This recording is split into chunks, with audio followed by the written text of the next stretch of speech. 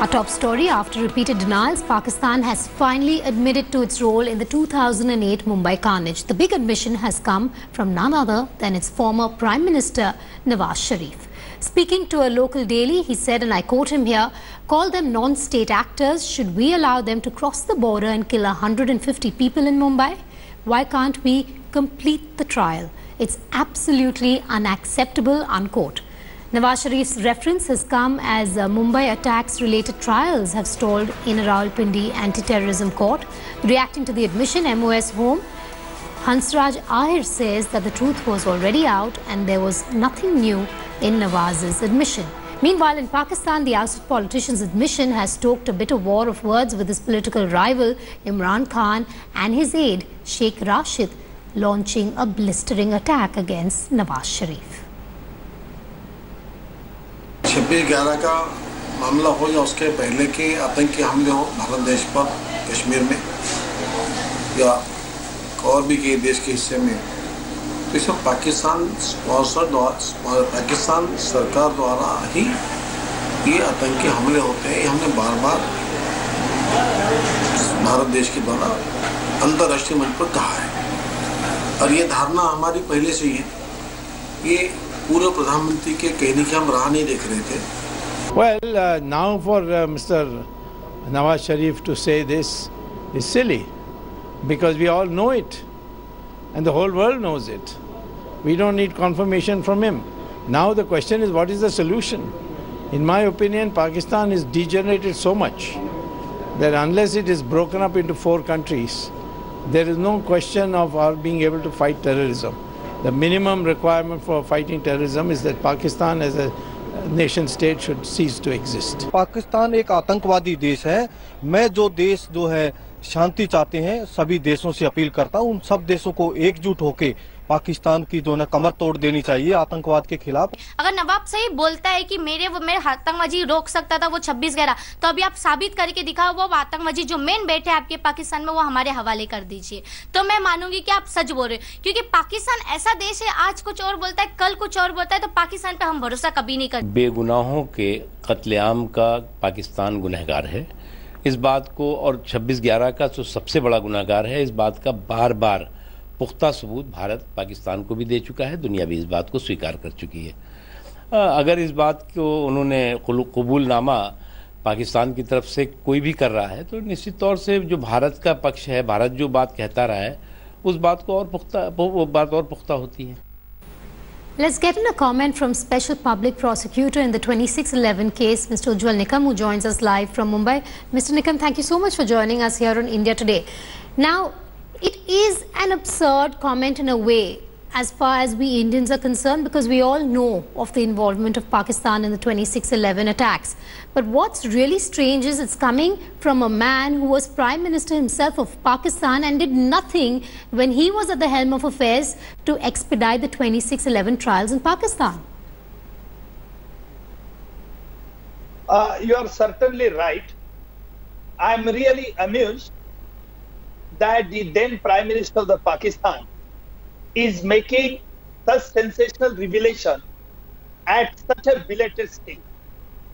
The very fact that he admits certain things, it means that he was knowing all these facts when he was the Prime Minister of the Pakistan.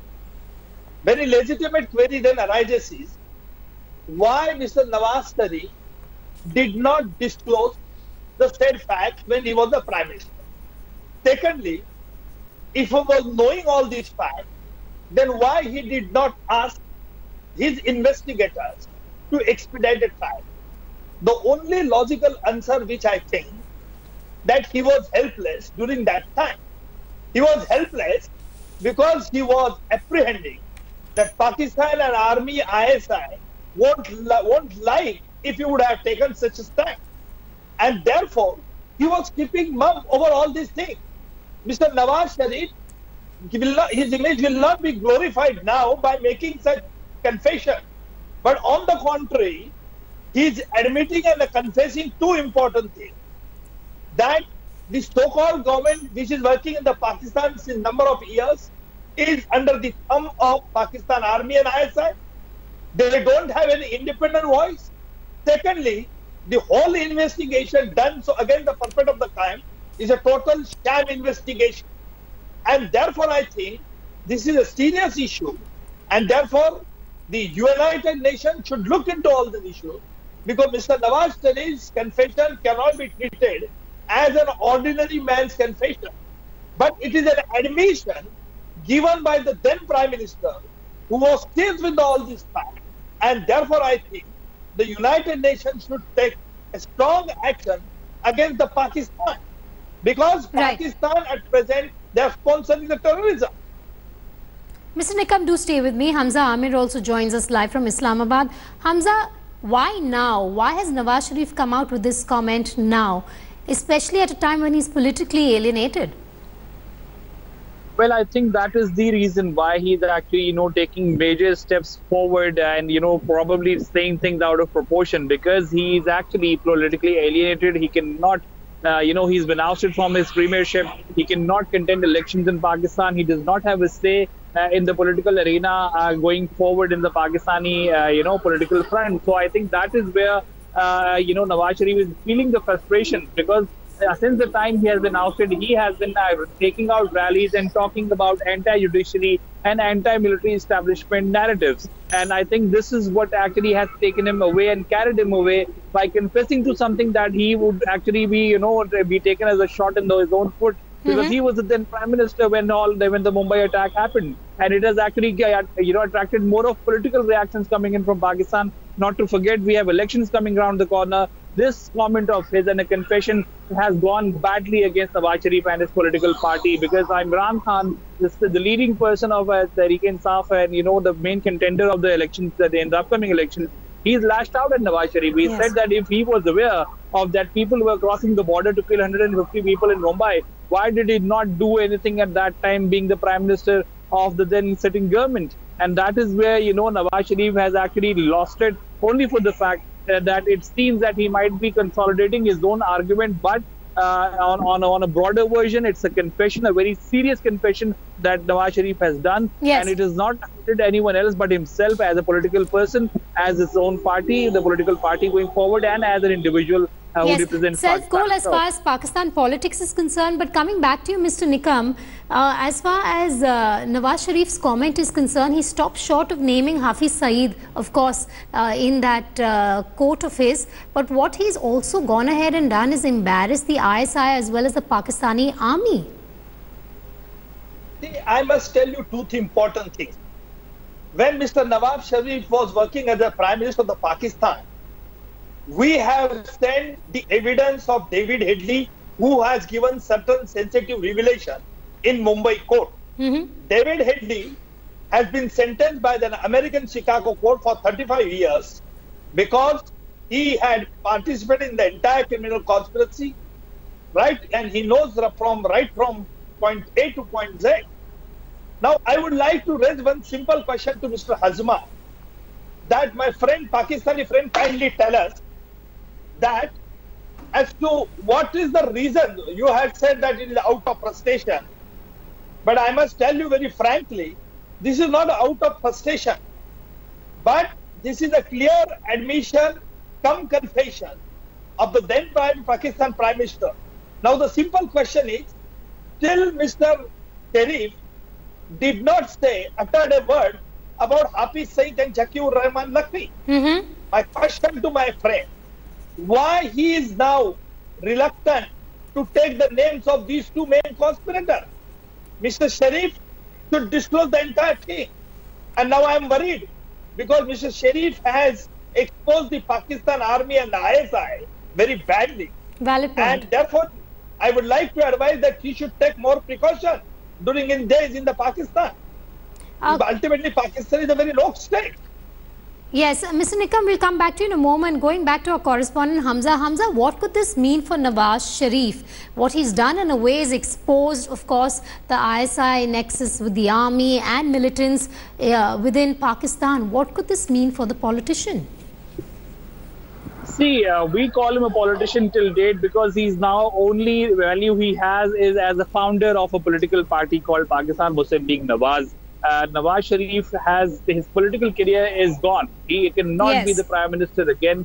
he cannot be. He's got severe corruption charges, and not only for the fact on that, he actually is very well seeing himself in jail along with his daughter Maryam Nawaz Sharif over corruption charges of billions of dollars of money laundering and illegal assets concealing from the Pakistani government. So that is something that Nawaz Sharif is already seeing. So I think, it's a last resort kind of a thing that, he's doing now. Referring to what my the fellow guest was actually asking, I tell you, he's also said these Hafiz Saeed and Zakiur Rahman Lakhvi as non-state actors. And we should not forget, the Hafiz Saeed's organization, Zakiur Rahman Lakhvi's organization, and any other groups are actually accused of being supported, by the Pakistan Muslim League's factions of the Punjab government itself during the election campaigns as well. So I don't see him taking names, but yes, Nawaz Sharif would certainly not want to take names. But as I said, it is a confession in itself.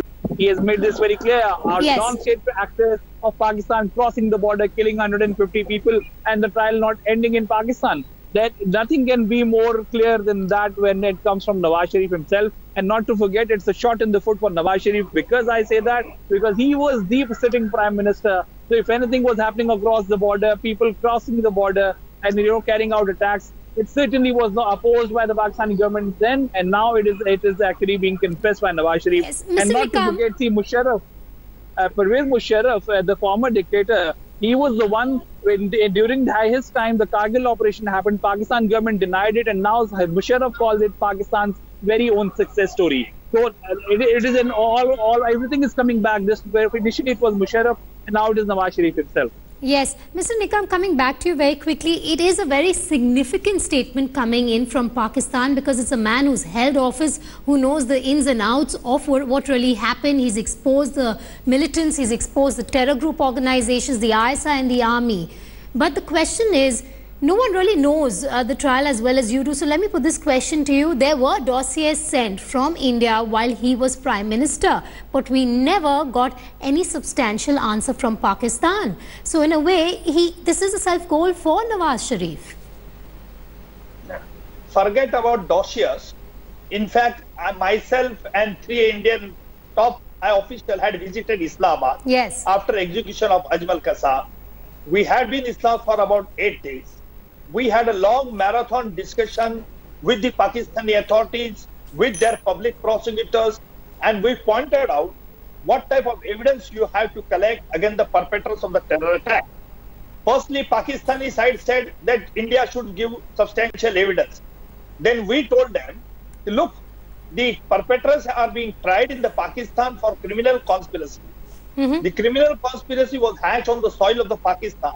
It is for you to find out and to stake out the evidence.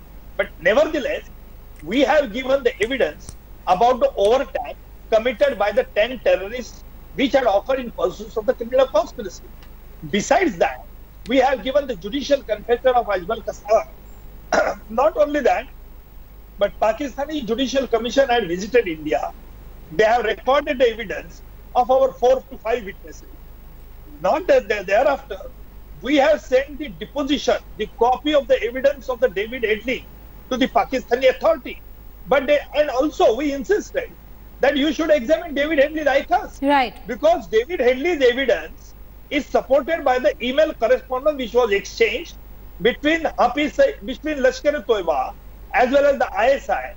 And David Headley evidence clearly shows that how Lashkar-e-Toiba is linked with the ISI people and the Pakistan army people. Absolutely, Mr. Nikam. So clearly what we're trying to say is the evidence has been out there for years. We're entering the 10th year now and the trial is still on in Pakistan with no positive results being yielded. Now you have one of the top politicians coming out who of course does not have a political career left, making this explosive comment. We'll have to wait and watch and see how this pans out both in India as well as Pakistan. Hamza and Mr. Nikam, thank you so much for joining us this afternoon.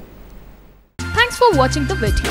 For more such news and updates, please like, share and subscribe to India Today. Also check out our other great videos from our channel. We know you will love to.